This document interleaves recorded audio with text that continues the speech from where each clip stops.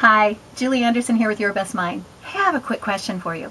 Have you ever had those moments when you have been trying to communicate something to someone? It's an important something, and you can tell by the look on their face, they're not getting it. It's not registering. They have checked out. How frustrating is that? It's as if they're not listening. You're speaking clearly, you're using English, and they're just not getting it. Why is that? Have you ever wondered? Have you ever wondered what it is? Are they being rude? Are they ignoring you? Or is it something about you that's not getting across the point to them? Well, I want to give you a little bit of a communication tip. What I like to teach is what I call the brain-personality connection. And it helps you to understand what makes people tick with a scientific point of view. We all know that there are different ways to communicate. Well, what if you understood, based on energy expenditure in the brain, why it's happening that way? Why, when you're trying as a woman to talk to the male brain, it's not clicking, or you're trying to talk to your teenagers and they're not thinking, or maybe there's nothing going on up there, or maybe you're just trying to talk to a significant individual in your life about something important, and for some reason, it's just not registering. Oftentimes, it has to do with that brain-personality connection. It literally has to do with energy expenditure in the brain.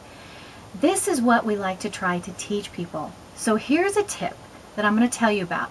I've been posting on Facebook in the last couple of weeks little bits of information about the kinesthetic communicators, the auditory communicators, and the visual communicators. So in short, if you try to step back when you're sending a message and that individual just isn't getting it, take a moment and think about what might their communication style be. How does their brain work? Are you speaking a lot, but they're a visual? Do you need to paint them a picture? Do you need to draw them a picture? Do you need to show them what it is you're trying to communicate versus telling them? Or if you're a visual communicator and the person that you're talking to is maybe a kinesthetic, and they're not getting it because their brain isn't active. You're not letting them feel it. You're not helping them to get the message on their communication style preference. I like to illustrate it this way. You're born into a certain language. If you're born here in the United States, you're probably speaking English. That is your first language. Now, when you go into school, you may decide to take a foreign language class and learn Spanish or French or American Sign Language, whatever it is. You're taking a second language. You may become proficient in that language and actually be able to communicate with people who speak that language as their native language. But in the end, what is the language that you communicate on best? It's going to be the language you were born with. It's a language that you were raised with in your home. It's the same with the communication styles. You can learn to communicate, and we do. All of us use all of our senses.